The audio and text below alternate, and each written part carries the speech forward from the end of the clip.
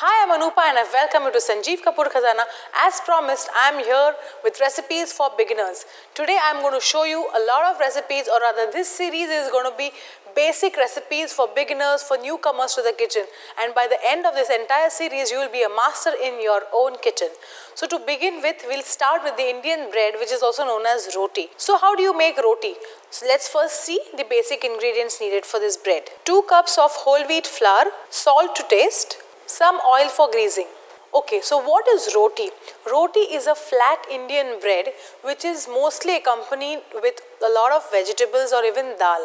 So if you are a newcomer in the kitchen, the basic art of making a roti is in its dough. So we will first see how to make a dough.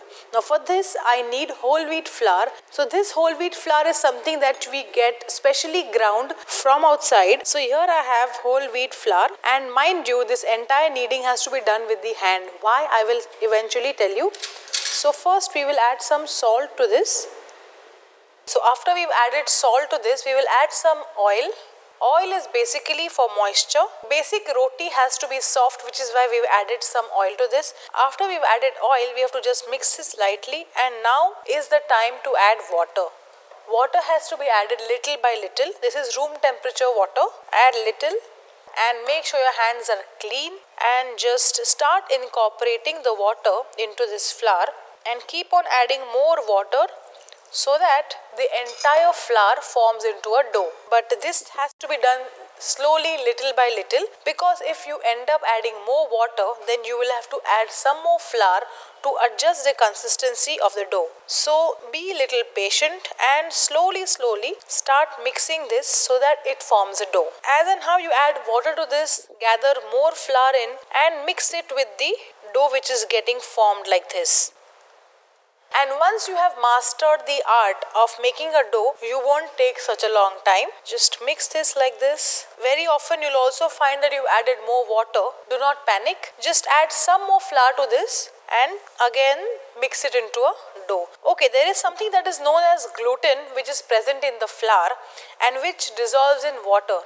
So the more water you add and the more you knead the dough, this gluten gets incorporated or it gets active, and thus this makes your roti or your bread soft. So whenever you have to make even a bread, you have to knead the dough. So that is very important, but you will be able to knead the dough only after you have added enough water and you are able to play with the dough, which means you are able to stretch the dough.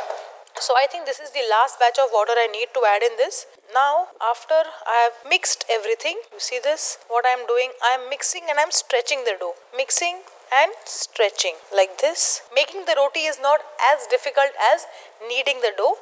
So it's very important that you spend some time in kneading, because only after you have kneaded the dough well will you be able to make very good and nice rotis. Okay, what I have done here is that I have taken a parat. This steel thali is known as a parat. This is specially used to knead doughs like this, and below this I have kept a cloth so that it gets a good grip and I am able to focus on the dough.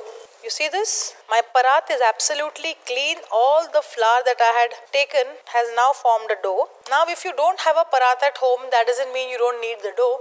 You take a big thali or a big plate or even a deep bowl where you are able to mix the flour and make it into a dough. But when you make this in a bowl, you're not able to stretch the dough. So after you have mixed it, take it onto your cooking top and just stretch the dough like this. See, now what I have to do is stretch the dough. After that, again mix it well, form a ball and stretch it again. Do this till the time you feel that the dough has gone nice and soft. Okay, so this is done. After you have made the dough, you're not supposed to make roti right away, because you have to let this dough rest for a while. But before you put it to rest, take a little bit of oil on your palm.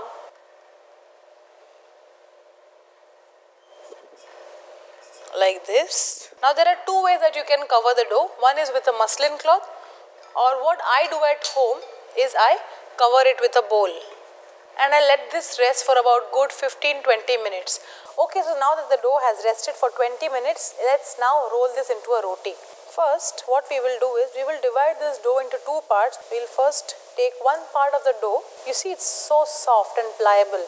This is why, because we have added enough water and at the same time we have also kneaded it to its maximum capacity. Now what you do is you make this into balls like this.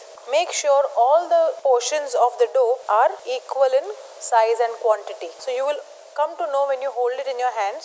If you feel any one is bigger or lesser, you can adjust it. So here I have 5 portions of the dough which we will now roll and make roti. Here I have a marble top on which I am going to roll the roti, and this gadget is known as a rolling pin.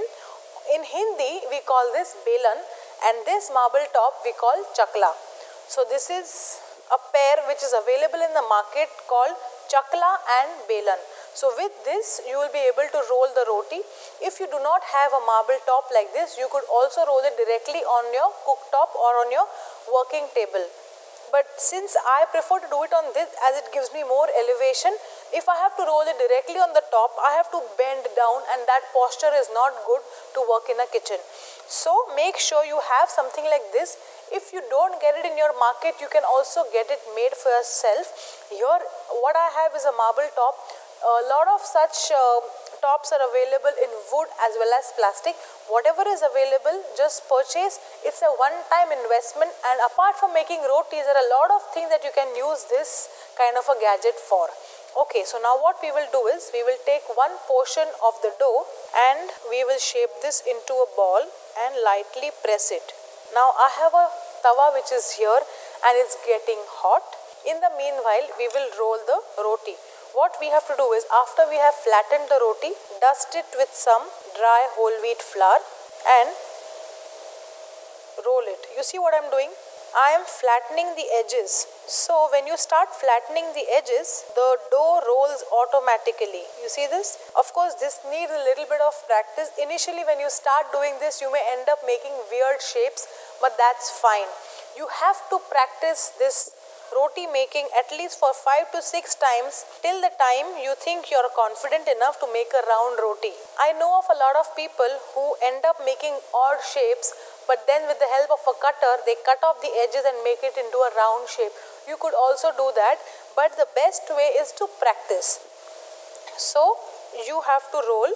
Make sure you first roll the edges and flatten this out, and then you can just go in the center and roll this like how I am doing. It depends upon how thick and how thin you prefer. There are a lot of people who prefer to have thick chapatis or rotis, and there are some who prefer absolutely fine paper thin rotis. Here what I am doing is a medium thick roti. You don't need to add a lot of flour to this, because if it sticks onto this, it will burn while you have to roast the roti on a tawa. So this roti is ready. Now the tawa is also hot. Make sure that the tawa is hot before you put this rolled roti onto the tawa. Just let it be like this only. Keep in mind that the bottom which is touching the tawa shouldn't be cooked completely. It should be just lightly cooked. You will automatically see these slight bubbles which are getting on the surface of the roti, which means that the cooking process has started. I can use my fingers, or you could use something like this, a tong, and flip this. You see this? This was the surface which was getting cooked first, has cooked lightly. You could see these white specks. Now after I have flipped this, the bottom has to cook completely. So the bottom will take a while to cook. In the meanwhile, if you feel it's needed, you could just lightly press this, but that's not needed. So we have to wait till the bottom, the current bottom of the roti which is getting cooked is done totally, because what I'm going to do now is I'm going to cook this on an open flame.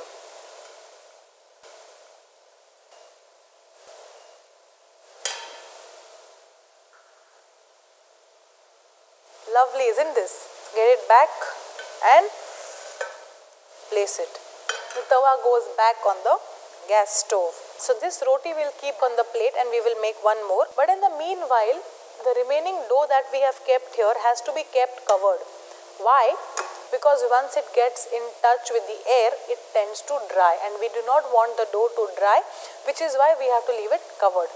Now let's take one more part of the dough. Press it lightly, roll it in dry flour and start rolling. First go on the edges like this. You see, I am not adding extra flour unnecessarily. I had just dipped the dough once in the dry flour and that's it. The tawa is also very hot. After you place the roti over the tawa, the flame has to be made to medium high because we have to make sure that the heat is even and not very low. When you cook roti on low heat, it tends to get hard. We need high heat, medium high heat. So that is how we are cooking this roti. Now there are a lot of cases I have noticed people do not have flame burners at home. They cook on hot plate. So in that case, the part where you puff the roti on open fire will not happen. That's fine. Instead of open fire, you have to just flip the roti and cook it on the tawa itself. Here we turn. Now what we need to do is we need to take a duster like this or a cloth like this and lightly press the bread. After that, flip this and press it again. You see this? It's puffing again. Since you don't have open fire or you don't have open flame, this is the other option. That's it. It's done. It's quite simple. Once your rotis are done, you could apply some oil or some ghee or just serve it plain. There are quite a few people who are quite calorie conscious and don't prefer any amount of fat on their breads. So in that case, you can serve the roti just like that without any amount of fat with some sabji or some dal. Yes, these recipes I will also show in this series of beginners very soon. This is plain simple roti. For you beginners, make this recipe just the way I have made it and you'll be very proud of yourself.